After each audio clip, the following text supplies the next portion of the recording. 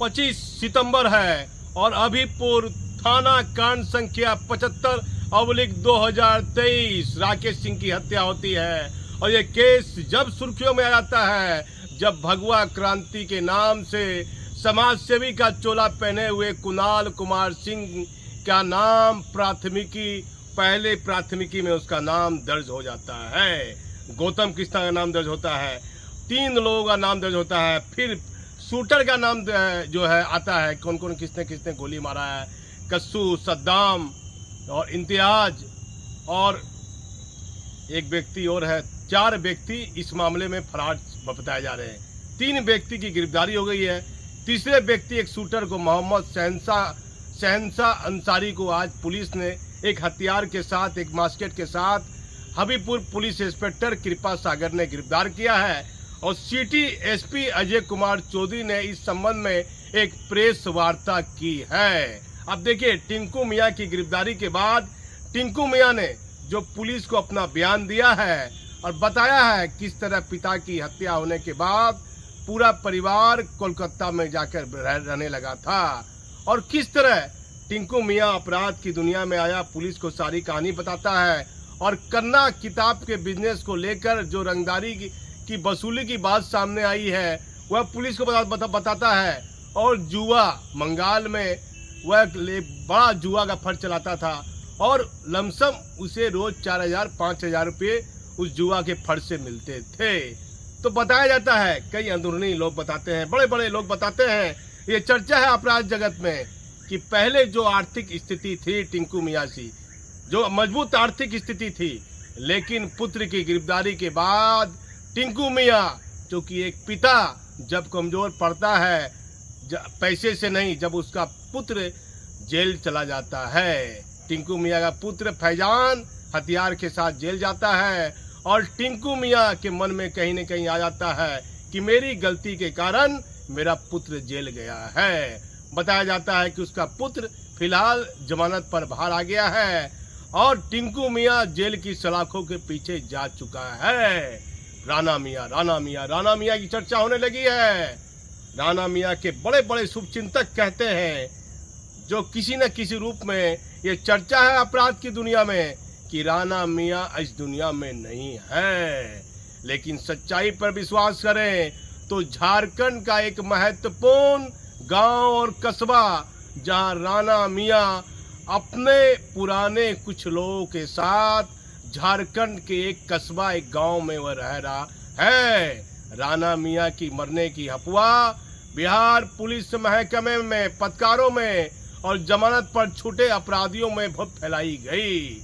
लेकिन सूत्र बताते हैं कि राणा मियां सही सलामत है और वह झारखंड में है। अब पुलिस का अगला टारगेट है राणा मियां, एक बड़ा अपराधी है। अमरजीत की हत्या के बाद राणा मियां सुर्खियों में आया, एक वकील आरजू की हत्या के बाद राणा मियां सुर्खियों में आया। राणा मियां पर कई गंभीर मामले में पुलिस उसके फाइल में वह फरार है।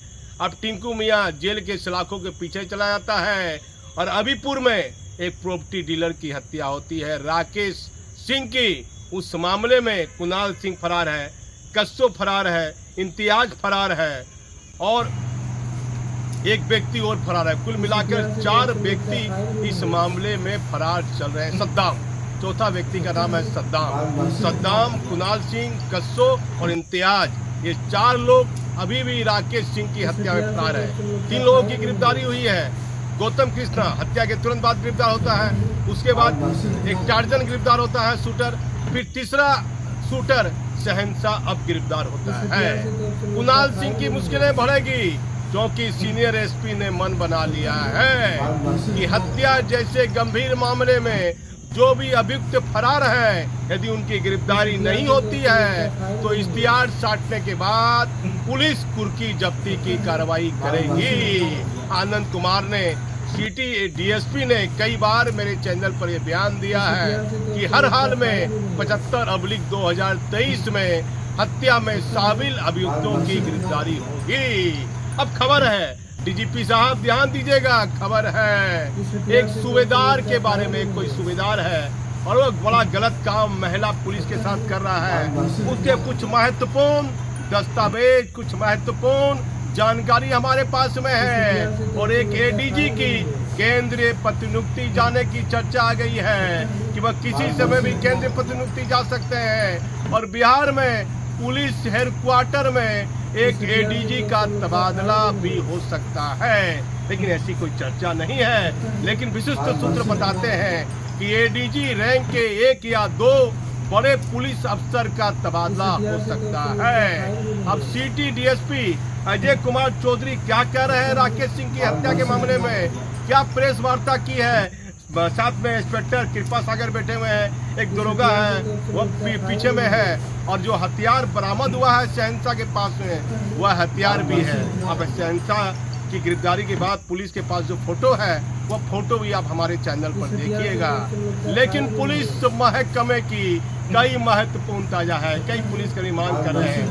माननीय मुख्यमंत्री जी हस्तांतरण को लेकर जो करीब 10 साल, 15 साल, 20 सालों से एक ही रेंज में है, रेलवे में तैनात है, उन पुलिस कर्मियों का तबादला माननीय मुख्यमंत्री जी नहीं हो रहा है।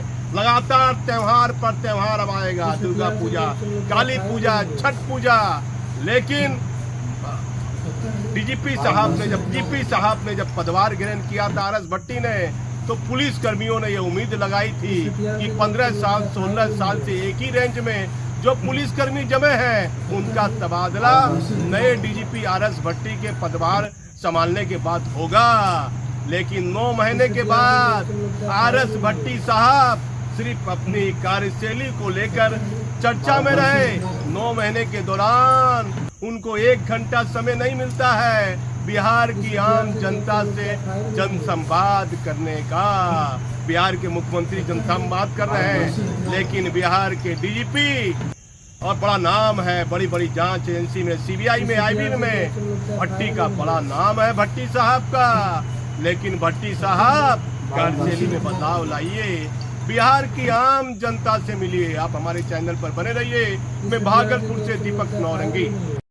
दिनांक 30/5/23 को संध्या में धोबियाकाली रोड पे राकेश सिंह जो एक ज़मीन प्लॉटर है उसकी हत्या कर दी गई थी गोली मार के। इस संबंध में 75-23 कांड संख्या दर्ज किया गया था और 2 लोगों की गिरफ्तारी की गई है, जिसमें